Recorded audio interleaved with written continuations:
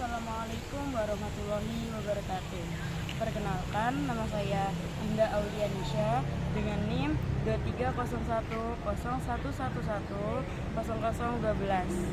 Di sini saya akan menyampaikan materi mengenai problematika pendidikan Islam di Indonesia dan solusi alternatifnya.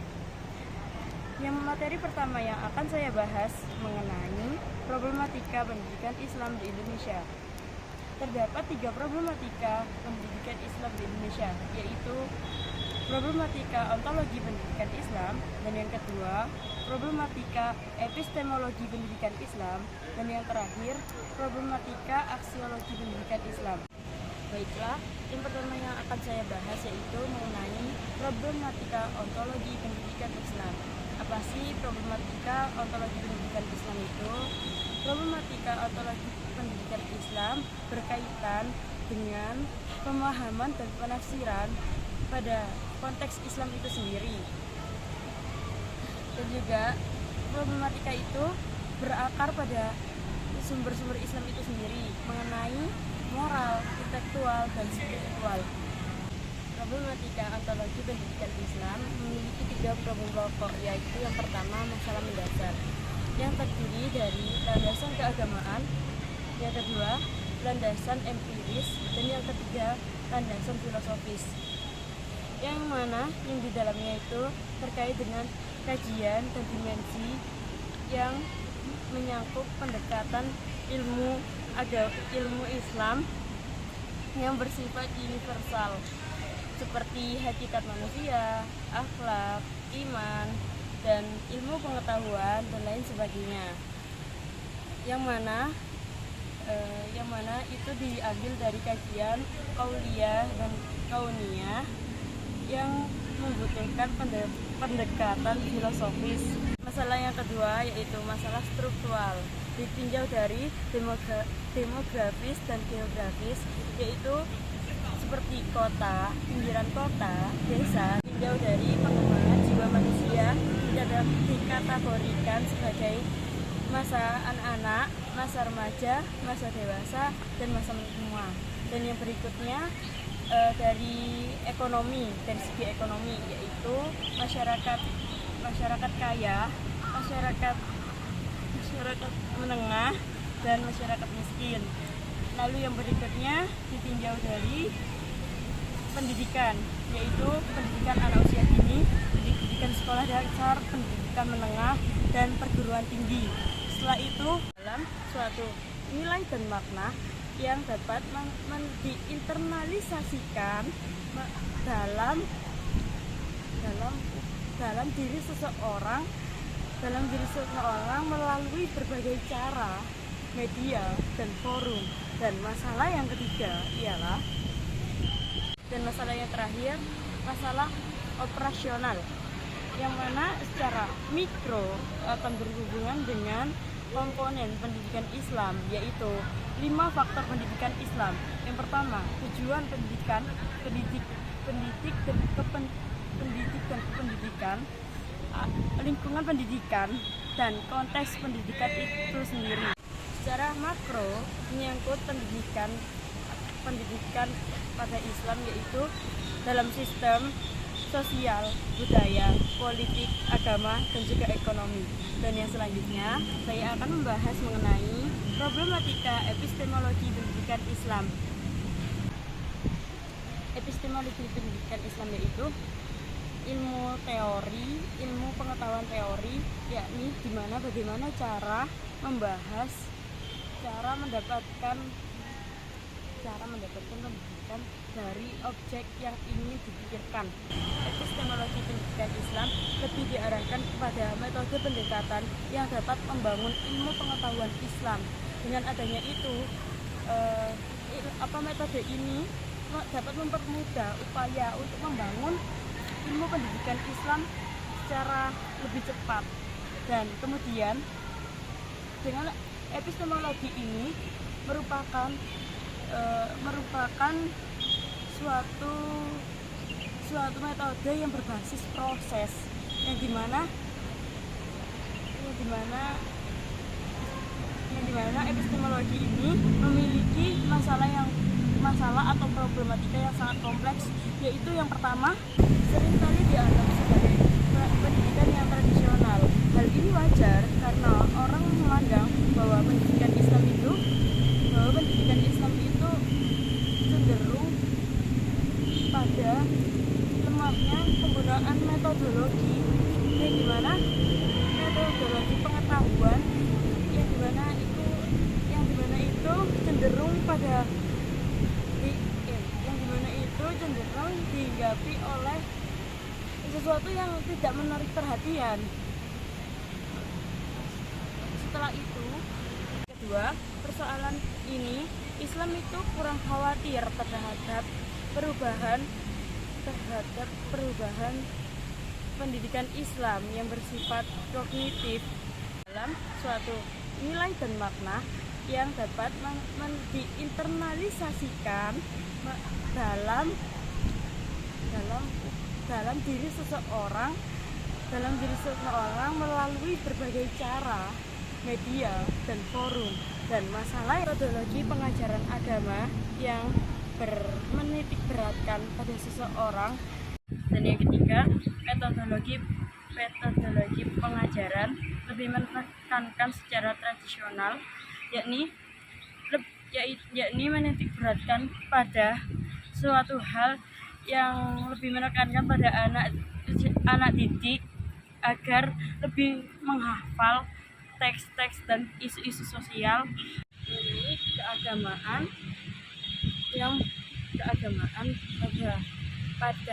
dihadapi pada era modern ini, seperti kriminalitas, kesenjangan sosial, dan yang terakhir, pengajaran agama yang bersandar pada statis doktrinar. Kemudian materi yang saya akan bahas yaitu yang terakhir, problematika aksiologi pendidikan Islam. Apa sih aksiologi itu? Aksiologi ialah ilmu pengetahuan yang menyelidiki mengenai hakikat nilai secara etimologis dari bahasa Yunani kuno, yaitu aksio yang berarti kata dan nilai, sedangkan logos yang berarti teori. Yang di sini menjelaskan bahwa aksiologi ialah cabang filsafat ilmu yang mempelajari tentang nilai.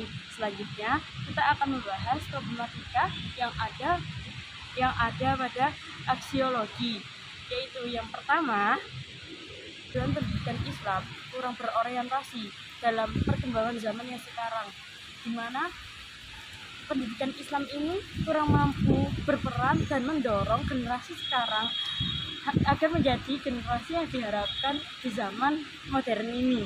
Dan masalah yang kedua, pendidik dan tenaga pendidiknya mulai memudar dengan doktrin awal pendidikan Islam, yang dimana ini melalui konsep nilai ibadah dan juga dakwah syair Islam. Pendidikan ini juga disibukkan dengan adanya tunjangan honor, tunjangan fungsional, dan juga tunjangan sertifikasi. Dan selanjutnya saya akan membahas mengenai masalah aksiologi pendidikan ini ke bagian yang berikutnya, yaitu di kalangan peserta didik pun lebih cenderung mengesampingkan nilai-nilai ihsan, kerahmatan Allah, dan juga kurang memiliki dorongan untuk semangat belajar. Dan yang berikutnya saya akan menjelaskan mengenai problematika pendidikan Islam di lingkungan keluarga, yakni tanggung jawab orang tua juga sangat penting dalam hal ini, dikarenakan dengan adanya dukungan dari orang tua, didikan dari orang tua, maka anak tersebut akan menjadi peserta didik yang sangat baik di masa yang akan datang. Di sini tugas dan tanggung jawab orang tua juga sangat penting dalam mendidik anak itu, dimulai sejak anak lahir hingga masa remaja, masa pubertas, hingga menjadi masa dewasa. Anak juga membutuhkan waktu bersama orang tua, di mana orang tua harus harus menyediakan waktu untuk anak mereka, untuk membimbing anak mereka dari cara belajar mereka, terus juga dari mengetahui di mana kesulitan belajar anak tersebut, sehingga anak tersebut akan merasakan bahwa dukungan dan didikan orang tua itu menurut mereka adalah prioritas orang tua tersebut. Di sisi lain, orang tua juga memiliki tanggung jawab yang sangat penting dalam perkembangan anak tersebut, dalam masa belajar anak tersebut, sehingga di mana anak tersebut akan merasa orang tua mereka itu memperhatikan mereka, di mana nantinya anak tersebut akan semakin semangat untuk belajar ke depannya, dan tanggung jawab orang tua ini tidak berhenti pada di situ saja. Tanggung jawab orang tua ini juga berfokus pada keberhasilan anak pada pendidikannya, yang mana anak itu sangat membutuhkan bimbingan didikan dari orang tua mereka, sehingga mereka bisa menjadi anak yang berpendidikan di sekolah dan di lingkungan manapun, baik secara langsung maupun tidak. Orang tua memiliki peran sangat penting dalam mengembangkan dan mendidik anak tersebut. Ki Hajar Dewantara juga mengemukakan bahwa keluarga itu berasal dari kata kaula dan warga, yang berarti kaula berarti abdi atau hamba, dan sedangkan warga yang berarti anggota. Yang dimana juga sebagai abdi di dalam anggota, kita harus menyerahkan seluruh kepentingan kita pada anggota keluarga tersebut, dan juga kita sebagai anggota dalam keluarga juga berhak membangun dan berkepentingan, menyerahkan segala kepentingan kita kepada keluarga tersebut, karena keluarga dan abdi dan anggota memiliki tujuan yang sangat penting dalam keluarga tersebut. Di sini juga orang tua juga memiliki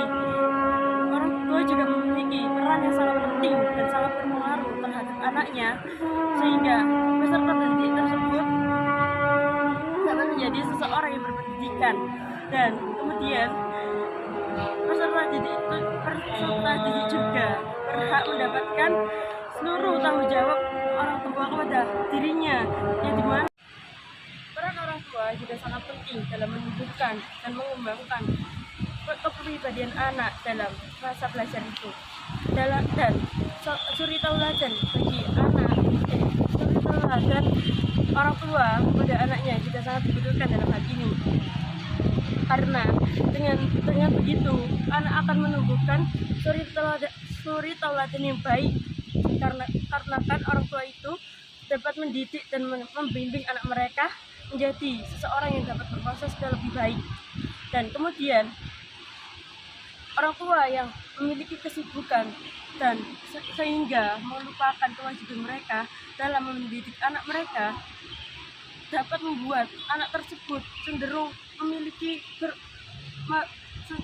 berpikir bahwa saya tidak mendapatkan perhatian orang tua saya, maka saya akan mengabaikan pelajaran saya di sekolah, karena dia berpikir bahwa orang tuanya tidak membimbingnya dengan baik, maka dia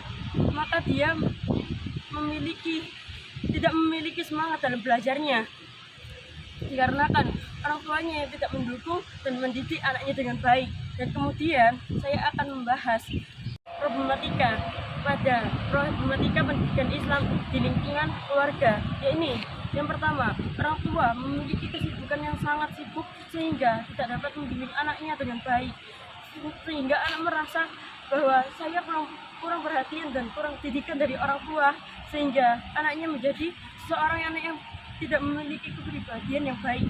Dan yang kedua, orang tua yang tidak pernah meluangkan waktu demi anaknya, tidak pernah memperhatikan perkembangan anaknya, di mana anak tersebut tidak memiliki semangat dalam belajar dan meraih prestasi sebanyak-banyaknya di sekolah.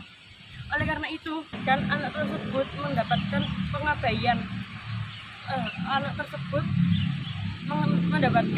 pengabaian dari pendidikannya, pendidikannya jadi terabaikan karena dia memikirkan orang tua yang tidak pernah meluangkan waktu untuknya, orang tua yang tidak pernah mendidik dia dan membangun karakter pendidikan anak tersebut. Yang berikutnya, problematika pendidikan Islam yang ada di sekolah, yakni yang pertama mengenai peserta didik, yang kedua mengenai nilai peserta didik, yang ketiga mengenai pendidik, yang keempat mengenai sarana dan prasarana, dan yang berikutnya yang akan saya bahas mengenai problematika pendidikan Islam yang berada di masyarakat, yaitu problematika pendidikan Islam yang ada di masyarakat. Masyarakat sendiri juga berpendapat bahwa pendidikan itu merupakan salah satu alternatif untuk membuat anak bangsa menjadi seseorang yang tidak bodoh dalam pendidikan.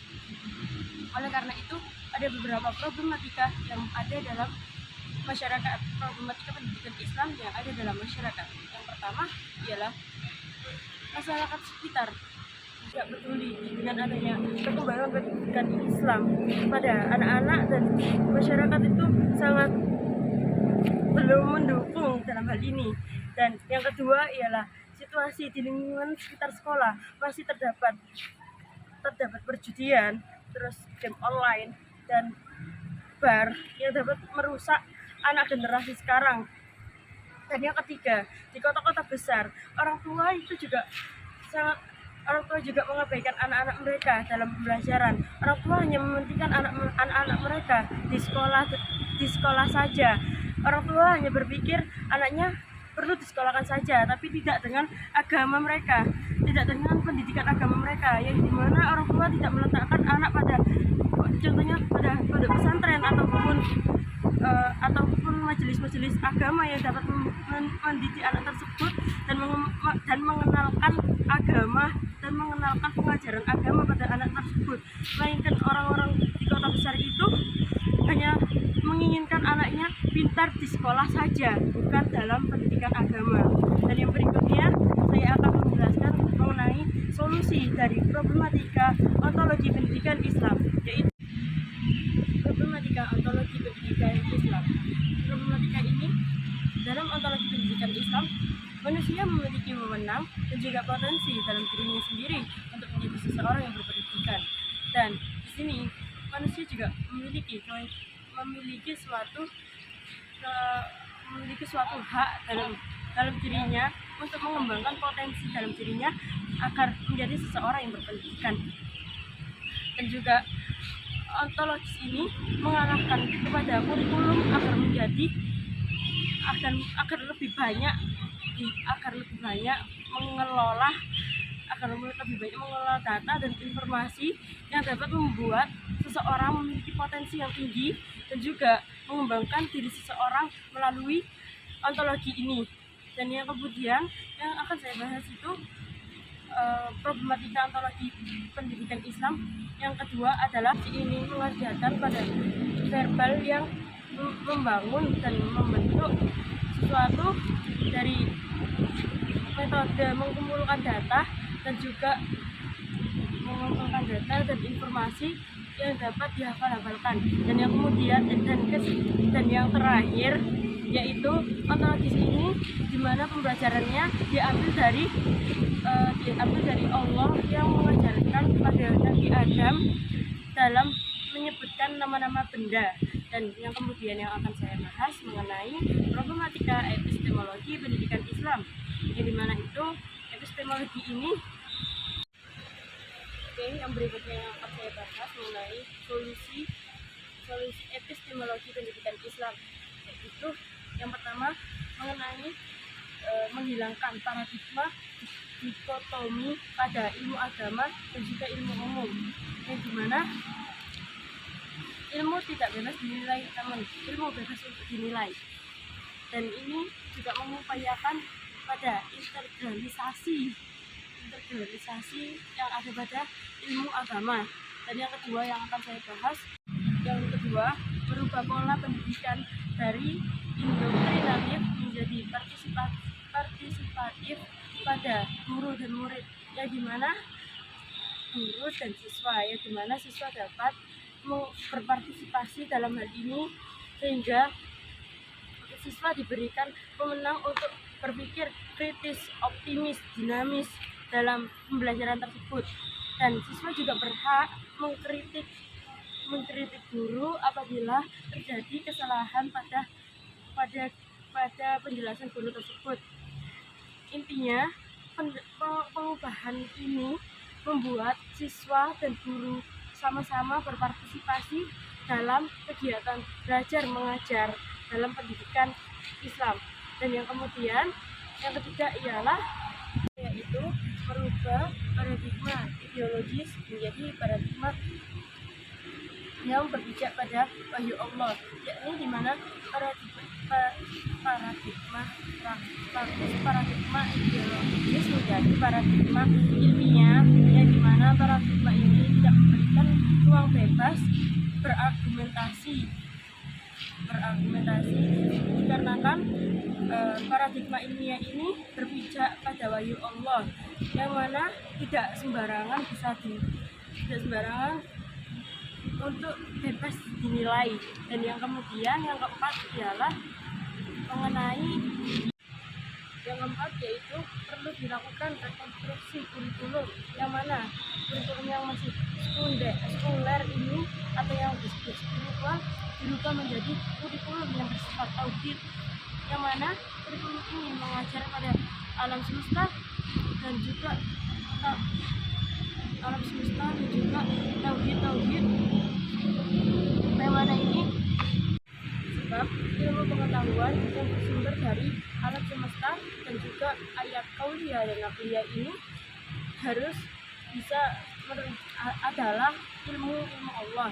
Dan yang berikutnya, bagi penyusun kurikulum ini harus memiliki pengetahuan yang lebih luas tentang tauhid dan ilmu Allah, yang dimana kurikulum adalah sarana yang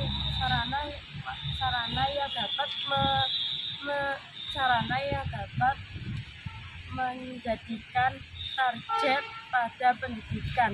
Dan yang berikutnya adanya peningkatan pada tenaga pendidik dalam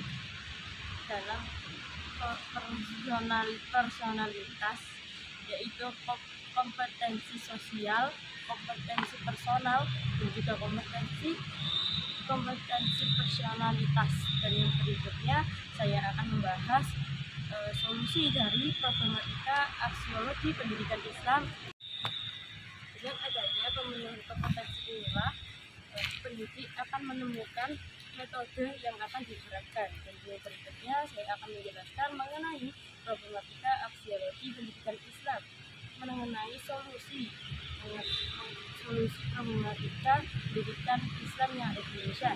Yaitu yang pertama adalah dalam dunia pendidikan hendaknya nilai estetika menjadi suatu hal yang dapat mengembangkan potensi atau kemampuan seseorang, yang dimana nilai estetika ini akan membuat pendidikan Islam menjadi sesuatu hal yang memiliki daya tarik tersendiri, yakni melalui berbagai seni sesuai pada ajaran Islam, dan juga bersangkutan pada moral, estetika dan moral, yakni dimana itu berkepentingan pada diri sendiri, siswa, guru, pemerintah, dan lain sebagainya. Yang dimana pendidikan Islam ini yang nantinya akan dapat menjadikan suatu nilai estetik tersebut menjadi daya tarik sendiri hingga akhir zaman. Dan yang berikutnya saya akan menjelaskan mengenai solusi problematika yang ada di lingkungan sekolah, yaitu yang berikutnya yang akan saya bahas mengenai solusi dari problematika pendidikan Islam di lingkungan keluarga. Ya, yang saya sebutkan tadi, di sini peran orang tua sangat penting bagi anaknya, di mana orang tua ini juga harus berpartisipasi dalam pendidikan anaknya, di mana orang tua dapat memfasilitasi kebutuhan seorang pelajar, yang mana anaknya juga mendapatkan kasih sayang dan juga pendidikan yang secara layak yang dia dapatkan. Dan juga orang tua ini mendukung dan mengatur waktunya agar bisa bersama anaknya untuk membimbing dan mengajari dalam proses belajar tersebut, hingga akhirnya anak bisa memiliki dan berpandangan pada orang tuanya yang memiliki kasih sayang lebih terhadapnya. Di situ terbentuklah semangat dari dirinya sendiri agar bisa menjadi seorang yang berpendidikan di sekolah maupun di lingkungannya.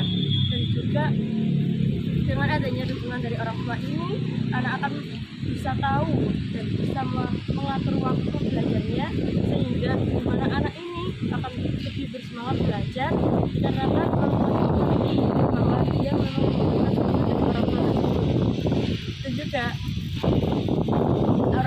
anak ini akan menjadi seseorang siswa yang giat belajar dengan adanya dukungan dari orang tua tersebut. Dan orang tua juga wajib memberikan fasilitas yang lebih pada anak tersebut jika anak tersebut membutuhkan buku atau segala macam dalam pendidikannya. Orang tua harus memenuhi itu semua. Itu solusi dari problematika pendidikan Islam yang ada di lingkungan keluarga.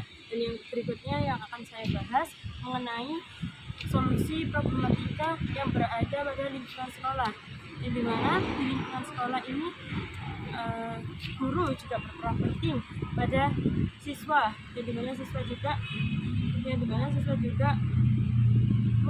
perlu dukungan dari seorang guru. Dan juga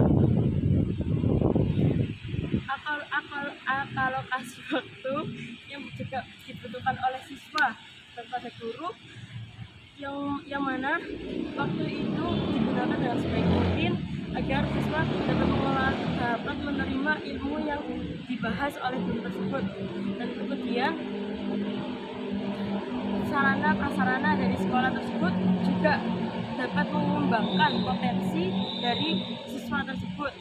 Dan yang berikutnya yang akan saya bahas mengenai solusi problematika pada lingkungan masyarakat, yang dimana masyarakat sendiri juga berperan penting dalam hal ini dengan adanya pola masyarakat yang positif dan juga pola masyarakat yang dapat mendukung seorang siswa ini bisa merubah generasi sekarang menjadi generasi yang lebih baik.